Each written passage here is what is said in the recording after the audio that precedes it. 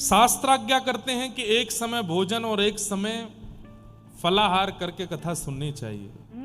पूरे दिन फलाहार पे रहिए, कथा विश्राम के बाद प्रसाद पा लीजिए। वैसे तो ये भी नियम है कि फलाहार पे ही कथा सुनो, पूरी कथा ही फलाहार पे सुनो, लेकिन नहीं हो सके तो कम से कम 2 समय फलाहार और 1 समय भोजन।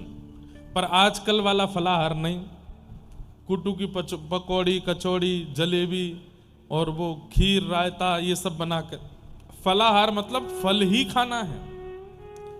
रात्रि कथा विश्राम के बाद जब घर जाएं तब ठाकुर जी के लिए प्रसाद बना के सेवन करो। ये सब किस लिए? ताकि चित्त में तामसिकता ना रहे।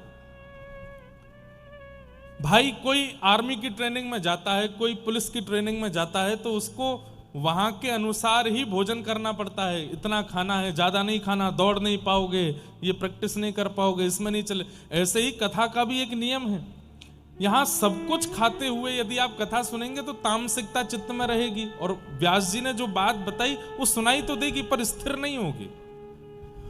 वो सुनाई तो देगी लेकिन आप जीवन में लागू नहीं कर पाओगे। इसलिए तामसिकता ना रहे चित्त में, क्योंकि अन्न में तामसिकता आ जाती है, फल में नहीं आती। तो फल पाइए, 2 समय फल पाइए, 3 समय फल पाइए, कथा सुनिए। लेकिन फल नहीं पा सकते, 4 बार भोजन करो पर कथा सुनो। कथा सुनना,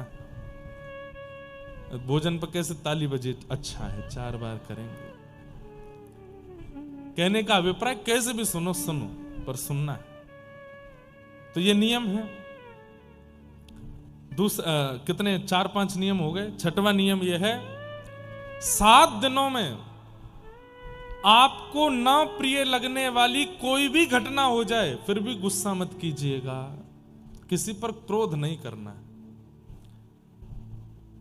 ऐसा भी मत करना कि रुक जा 7 दिन निकल जाने फिर बताऊंगा, ये भी नहीं। क्रोध करना ही नहीं है। इन 7 दिनों में चाहे जो हो जाए क्षमा ही करना है सबको। ठीक है भाई, तू कर ले, क्षमा है। ठीक है, तुमने ऐसा कहा, हम तुमको क्षमा कर, तुमने ये काम बिगाड़ा, हम क्षमा करते हैं। क्षमा।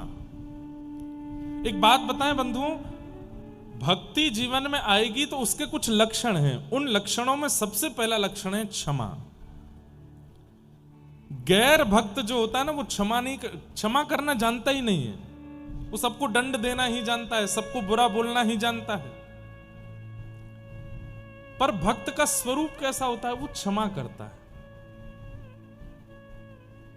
आप कहेंगे महाराज जी कैसी भी परिस्थिति आ जाए, अब परिस्थिति के ऊपर